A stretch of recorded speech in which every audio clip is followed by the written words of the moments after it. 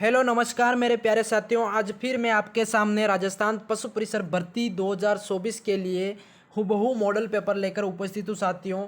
दोस्तों, आप सभी के लिए ऑथेंटिक और यूनिक जेन्युइन कंटेंट द्वारा तैयार किया गया आज का ये अपना मॉडल पेपर आप सभी के लिए काफ़ी ज़्यादा महत्वपूर्ण होने वाला है। दोस्तों, ऐसा कंटेंट आपको राजस्थान की बड़ी बड़ी कोचिंग संस्थाएं भी प्रोवाइड नहीं करवाती।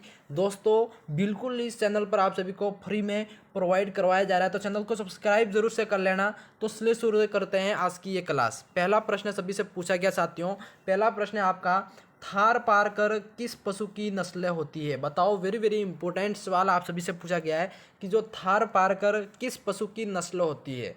ए आपका भेड़, बी आपका भैंस, सी बकरी या फिर डी गाय। बताओ साथियों, जल्दी से कमेंट करो कि आपके जो थार पारकर की जो नस्ल है किस पशु की नस्ल है। हाँ, 108 का आंसर कमेंट करो जल्दी से साथियों। ये आपका हो जाएगा गाय की नस्ल है। किसकी? हाँ, गाय। जो डी कर रहे हैं प्यारे साथियों, सभी का इसमें अपना सभी का राइट हो जाएगा। ठीक है, अगले सवाल की तरफ बढ़ते हैं। अगला सवाल आप सभी से पूछा गया है। अगला सवाल आपका है साथियों 109 कि निम्नलिखित में से उच्चतम गलीसा ऊन भेड़ की किस नस्ल से प्राप्त की जाती है? बताओ, वेरी वेरी इंपॉर्टेंट सवाल है कि पूछा गया, ध्यान से पढ़ेंगे कि निम्नलिखित में से उच्चतम गलीचा ऊन मतलब भेड़ की किस नस्ल से प्राप्त की जाती है? बताओ। हाँ, ए आपका हो जाएगा मारवाड़ी, बी आपका चोकला या फिर सी नाली या फिर डी चौनाड़ी। बताओ साथियों, किस नस्ल से प्राप्त की जाती है? 109 का आंसर करो जल्दी से साथियों। इसमें मारवाड़ी जो आंसर कर रहे हो,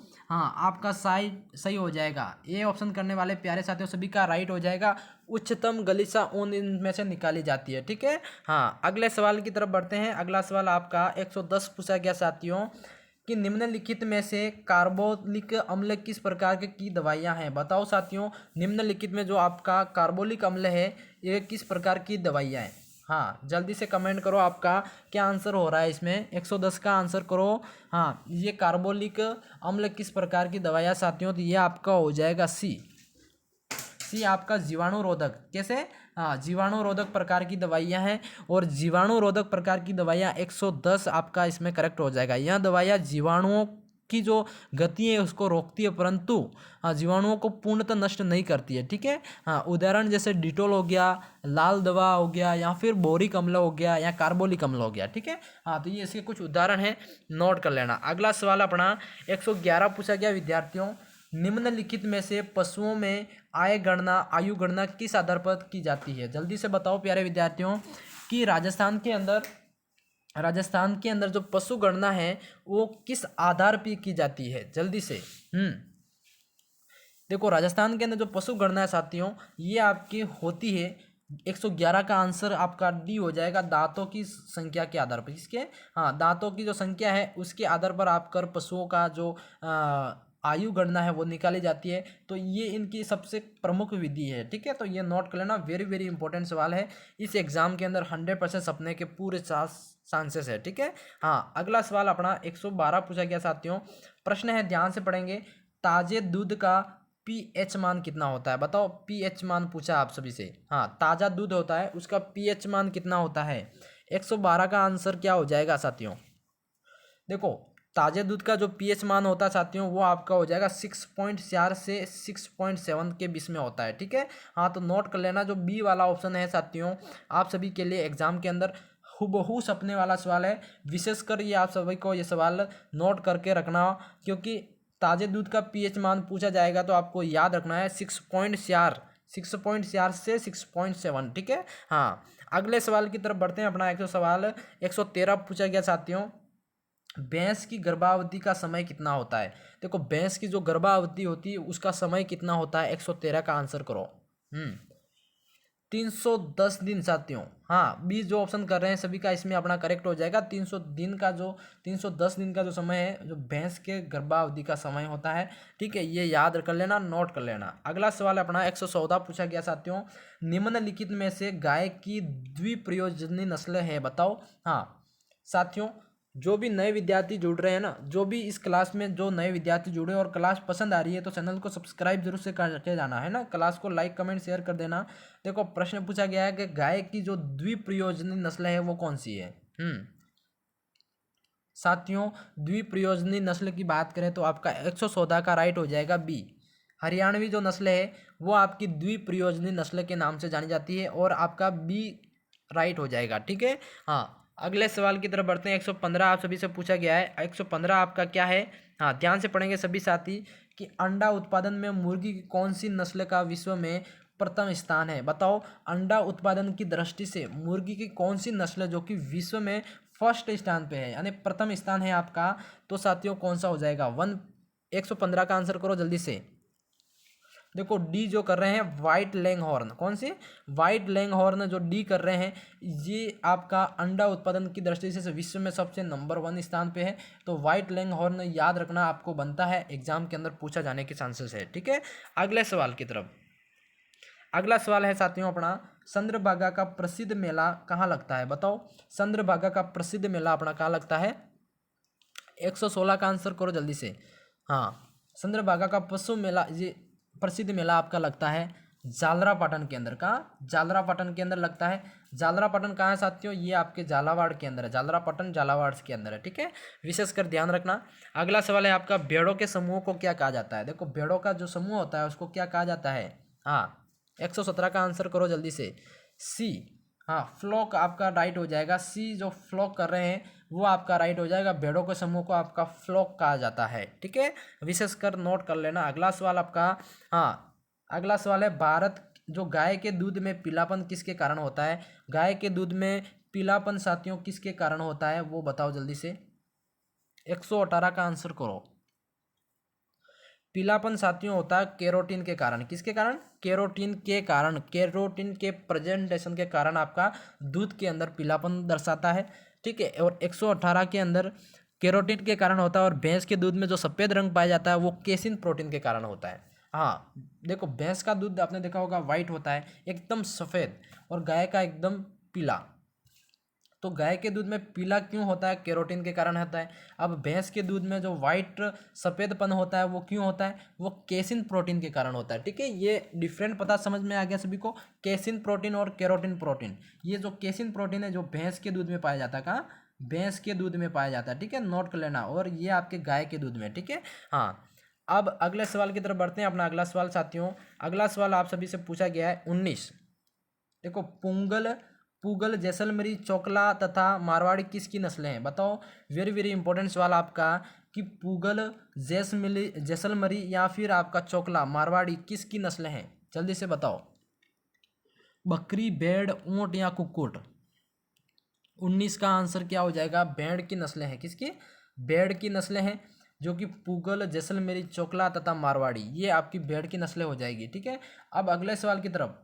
हाँ, अगला सवाल है, कौन सी गाय की नस्ल का मूल स्थान भारत में नहीं है? बताओ, वेरी वेरी इंपॉर्टेंट सवाल है कि कौन सी जो गाय है जिसका मूल स्थान है वो भारत के अंदर नहीं है, पर है अभी राजस्थान के अंदर, पर वो उसका मूल स्थान भारत का नहीं है। तो 120 का क्या हो जाएगा?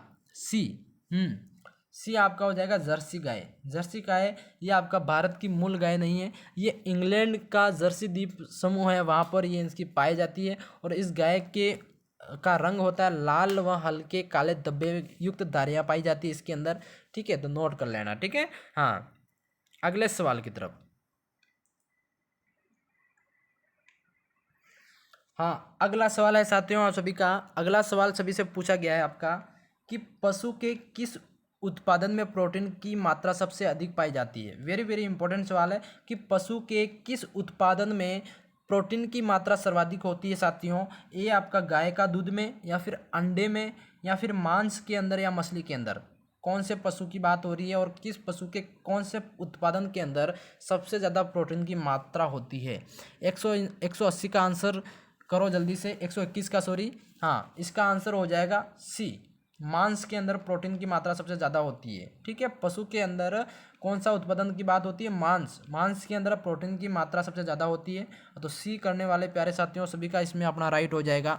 चलते हैं अगले प्रश्न की तरफ। अगला प्रश्न आपका 122 पूछा गया साथियों, ध्यान से पढ़ेंगे। 122 है आपका, 122 को पढ़ेंगे।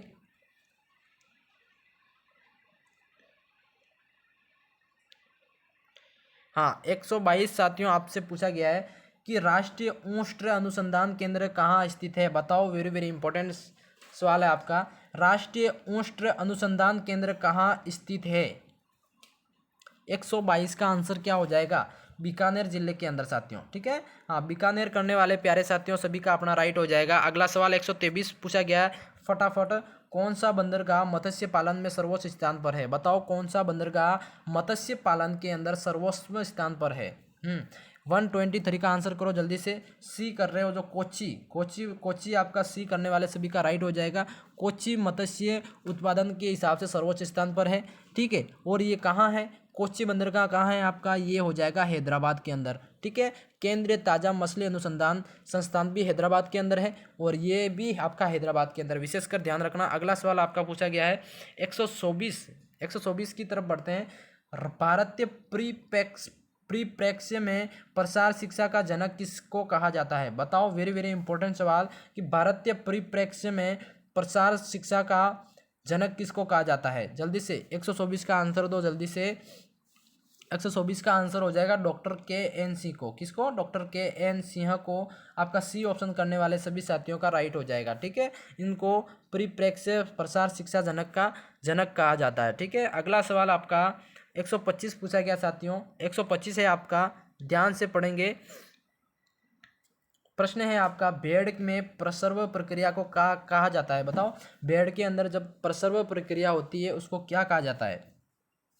125 का आंसर करो जल्दी से। बी, हाँ, लेम्बिंग प्रक्रिया कहा जाता है। क्या? लेम्बिंग। बी ऑप्शन करने वाले प्यारे साथियों सभी का राइट हो जाएगा। भेड़ में जो प्रसव प्रक्रिया होती है उसको लेम्बिंग कहा जाता है, ठीक है। हाँ, अगला सवाल आपका पूछा गया साथियों, ध्यान से पढ़ेंगे। अगला सवाल है 126 आपका। 126, भेड़ के मांस को किस नाम से जाना जाता है? भेड़ का जो मांस होता है उसको किस नाम से जाना जाता है? 126 का आंसर करो जल्दी से। ए, मटन के नाम से जाना जाता है। किसको? हाँ, मटन के नाम से जाना जाता है, ठीक है। विशेषकर ध्यान रखना, एग्जाम पशु परिसर के अंदर ये सवाल पूछे जाते हैं। अगला सवाल है 127 मतलब 127, मेमने के पूंछ काटने को हटाने को क्या कहते हैं? देखो, पूंछ को काटना या फिर हटाना क्या कहा जाता है इस प्रक्रिया को? 127 यानी 127 का आंसर आपका हो जाएगा साथियों। 127 का आंसर आपका हो जाएगा डॉकिंग है। ये प्रक्रिया आपकी डॉकिंग कहलाती है। बी ऑप्शन जो कर रहे हो सभी का इसमें आपका राइट हो जाएगा। डॉकिंग प्रक्रिया क्या है? कि मेमने में जो पूंछ को काटना या फिर हटाना, डॉकिंग प्रक्रिया कहलाती है, ठीक है। अगला सवाल 128 की तरफ बढ़ते हैं। 128 आपका पूछा गया साथियों कि सवाई चाल के लिए प्रसिद्ध गाय की नस्ल। बताओ, वेरी वेरी इंपॉर्टेंट सवाल है कि सवाई चाल के लिए गाय की प्रसिद्ध नस्ल कौन सी है? जल्दी से फटाफट करो। 128 का आंसर आपका सी जो कर रहे हो, कांकरेज नस्ल है। कौन सी? कांकरेज नस्ल, ठीक है। ये आपका राइट हो जाएगा, सवाई चाल के लिए प्रसिद्ध है, ठीक है। हाँ, अगला सवाल आपका 129 पूछा गया विद्यार्थियों कि गाय के जनन अंग में अंडाणु के जीवित रहने की अवधि कितनी मानी गई है? बताओ, वेरी वेरी इंपॉर्टेंट सवाल साथियों। गाय का जो जनन अंग है वहाँ पे जो अंडाणु के जीवित रहने की अवधि मानी जाती है कितनी? 129 का जो डी, 120 घंटे तक ये वहाँ इसके अंडाशय के अंदर जीवित रहते हैं, ठीक है। तो आपका डी करने वाले सभी प्यारे साथियों का अपना डी राइट हो जाएगा, 120 घंटे, ठीक है। अगला सवाल है पशु परिसर एग्जाम के अंदर साथियों इस तरह के प्रश्न पूछे जाते हैं, गाय में दूध दोहन कितने समय से पूर्ण कर लेना चाहिए? देखो, चैनल पे जो भी नए विद्यार्थी जुड़ रहे हैं, क्लास पसंद आ रही है तो चैनल को सब्सक्राइब जरूर से कर लेना, और चैनल को सब्सक्राइब करने के बाद क्लास पूरी देखना है ना, दोस्तों में शेयर जरूर से कर लेना। गाय में दूध दोहन कितने समय से पूर्ण कर लेना चाहिए, मतलब कितने समय के अंदर पूर्ण कर लेना चाहिए? 130 का आंसर करो जल्दी से। सी, 5 से 7 मिनट के अंदर फटाफट आपको दुग्ध दोहन की जो समय है वो दूध मतलब गाय के अंदर पूर्ण कर लेना चाहिए, ठीक है। हाँ, सी राइट कर लेना। एग्जाम के अंदर ये दे रखा है आंसर, 5 से 7 मिनट के अंदर पूर्ण दुग्ध दोहन को समाप्त कर लेना चाहिए, पूर्ण कर लेना चाहिए, ठीक है। अगला सवाल आपका 131 पूछा गया साथियों। 131 है अपना, पूछा गया, ध्यान से पढ़ेंगे। मुर्गियों में आवास की सबसे पुरानी पद्धति कौन सी है? मुर्गियों में जो आवास की सबसे पुरानी पद्धति कौन सी है साथियों? जल्दी से बताओ। हाँ, 131 का आपका विस्तृत प्रणाली। क्या? हाँ, 131 का अपना हो जाएगा विस्तृत प्रणाली, जो कि मुर्गियों के अंदर सबसे पुरानी मतलब पुरानी आपकी प्रणाली हो जाएगी, ठीक है, आवास प्रणाली, ठीक है। अगला सवाल है आपका 132। 132 को ध्यान से पढ़ेंगे। 132 को ध्यान से पढ़ेंगे एक बार सभी विद्यार्थी। हाँ, पढ़ो एक बार 132 को। पूछा गया सभी से कि बंद आवाज़ की दोहरी पंक्ति प्रणाली में गायों के स्वास्थ्य के लिए सबसे अच्छी आवाज़ प्रणाली है।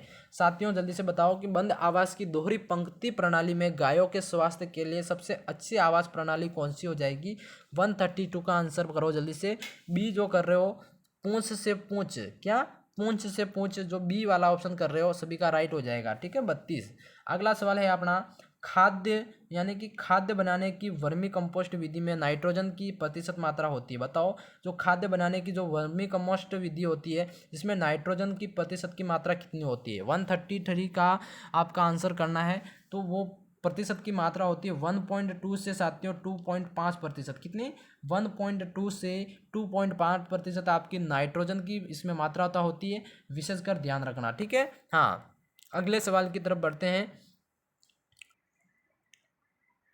अगला सवाल है आप सभी का 137 के कृषक साथी योजना। कृषक साथी योजना MKSY के तहत किसानों से कौन सी घास लगवाई जा रही है। देखो करंट अफेयर्स का सवाल है कि कृषक साथी योजना MKSY के तहत किसानों को कौन सी घास लगवाई जा रही है साथियों। तो 134 का आंसर करो जल्दी से। हाँ सी आंसर जो कर रहे हैं नेपियर घास, कौन सी नेपियर घास जो कि आपको किसानों द्वारा लगवाई जा रही है। ठीक है नेपियर घास क्या है साथियों, 134 का आंसर करो। नेपियर एक घास है, बहुवर्षीय घास है, क्या बहुवर्षीय घास है। ठीक है और ये मुख्यमंत्री कृषक साथी योजना के तहत लगाया जा रहा है और प्रति ग्राम पंचायत किसानों को चयन किया जाएगा जिसमें 10,000 रुपये की आर्थिक मदद भी की जाएगी। ठीक है तो ये करंट अफेयर्स का सवाल है, नोट कर लेना, एग्जाम के अंदर पूछा जाने की चांसेस है। अगला सवाल है आपका 135, पक्षियों में क्रेजी सिक बीमारी की किस विटामिन की कमी से होती है। बताओ पक्षियों के अंदर क्रेजी सिक जो बीमारी है किस विटामिन की कमी से होती है, जल्दी से बताओ फटाफट। पक्षियों के अंदर क्रेजी चिक बीमारी किस विटामिन की कमी से होती है। 135 का आंसर करो फटाफट। जो डी कर रहे हो साथियों, डी आपका विटामिन ई की कमी से, किसके कारण, विटामिन डी। हाँ डी करने वाले सभी का राइट हो जाएगा और विटामिन ई की कमी से आपका राइट हो जाएगा। ठीक है विटामिन ई की कमी से पक्षियों के अंदर क्रेजी चिक की बीमारी पाई जाती है। ठीक है हाँ, अगले सवाल की तरफ बढ़ते हैं। अपना अगला सवाल साथियों 137 पूछा गया सभी से कि पशु पोषण का पितामह किसको कहा जाता है। पशु का जो पोषण है उसका पितामह किसको कहा जाता है, पशु पोषण का पितामह। तो 136 का आंसर हो जाएगा साथियों बी आपका एंटोनी लोवोइशियर। किसको, हाँ बी एंटोनी लोवोइशियर को पशु पोषण का पितामह कहा जाता है। तो बी ऑप्शन जो कर रहे हो साथियों सभी का अपना इसमें करेक्ट हो जाएगा। ठीक है अगला सवाल आपका 137 पूछा गया है कि कैल्शियम की कमी से पशुओं में मुख्यतः कौन सी बीमारी होती है। कैल्शियम की कमी से पशुओं के अंदर सामान्यतः कौन सी बीमारी होती है। तो जल्दी से कमेंट करो 137 का आंसर क्या हो जाएगा। देखो दुग्ध ज्वर होता है, कौन सा, दुग्ध बुखार होता है जो कि पशुओं में कैल्शियम की कमी से होती है। ठीक है तो वेरी वेरी इंपॉर्टेंट सवाल है, एग्जाम के अंदर सब सकता है। ठीक है अगला सवाल आपका 38 पूछा गया साथियों कि जो बेबीसियोसिस रोग पशुओं में मुख्यतः किसके कारण होता है। बेबीसियोसिस रोग पशुओं में मुख्यतः किसके कारण होता है बताओ। हाँ 138 का अपना क्या आंसर हो जाएगा। हाँ ये होता है साथियों ए प्रोटोजुआ के कारण। किसके कारण होता है, प्रोटोजुआ के कारण। ए ऑप्शन करने वाले प्यारे साथियों आप सभी का इसमें राइट हो जाएगा। बेबीसियोसिस रोग प्रोटोजुआ के कारण होता है। ठीक है यानी कि प्रोटोजुआ जनित रोग है, ये याद रखना। अगला सवाल आपका 139 आपका 139 पूछा गया है, भारत का पहला कृषि विज्ञान केंद्र कहाँ पर स्थापित किया गया है। बताओ भारत का पहला कृषि विज्ञान केंद्र कहाँ पर स्थापित किया गया है। 139 की बात करें तो ये आपका हो जाएगा पड्डुचेरी के अंदर आपका किया गया है, ये कि केरल के अंदर है ना पड्डुचेरी। हाँ ये आपका हो जाएगा, सी करने वाले सभी साथियों का राइट हो जाएगा। 139 का क्या आंसर हो जाएगा, हाँ पड्डुचेरी में स्थापित किया गया है। ठीक है हाँ, राजस्थान का प्रथम कृषि विज्ञान केंद्र आपका फतेहपुर सीकरी में स्थापित किया गया है, जबकि भारत की बात करें तो पड्डुचेरी के अंदर है। ठीक है ये नोट कर लेना। अगला सवाल आपका 140 है साथियों, 140 की तरफ बढ़ते हैं। 140 है, भारत में वर्ष 2021-22 के अनुसार प्रति व्यक्ति दूध की उपलब्धता प्रतिदिन है कितनी।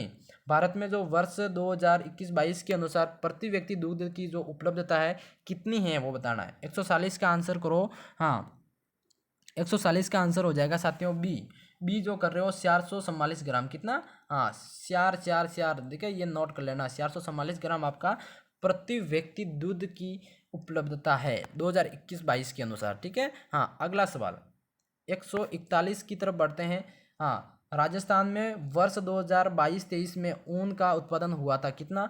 वर्ष 2022-23 के अंदर ऊन का सबसे ज़्यादा उत्पादन हुआ था कितना? बताना। 141 का आंसर ए हो जाएगा, 161 लाख किलोग्राम। कितना? 161 लाख किलोग्राम। ए ऑप्शन करने वाले प्यारे साथियों सभी का इसमें आपका राइट हो जाएगा। अगला सवाल है अपना, ध्यान से पढ़ेंगे। अगला सवाल देखो, राष्ट्रीय दुग्ध दिवस कब मनाया जाता है? राष्ट्रीय दुग्ध दिवस आपका कब मनाया जाता है साथियों? तो राष्ट्रीय दुग्ध दिवस 142 आपका क्या हो जाएगा? 142 का डी, 26 नवंबर को। 26 नवंबर को आपका डी करने वाले सभी साथियों का राइट हो जाएगा। राष्ट्रीय दुग्ध दिवस आपका मनाया जाता है 26 नवंबर को। ठीक है साथियों, आज की क्लास में टॉप इंपॉर्टेंट मोस्ट इंपॉर्टेंट प्रश्न आप सभी के लिए लेके आया। क्लास आप सभी को कैसी लगी कमेंट सेक्शन में जरूर बताना और चैनल को सब्सक्राइब करके जरूर जाना। मैं मिलता हूँ नेक्स्ट क्लास में, तब तक के लिए जय हिंद, जय भारत दोस्तों।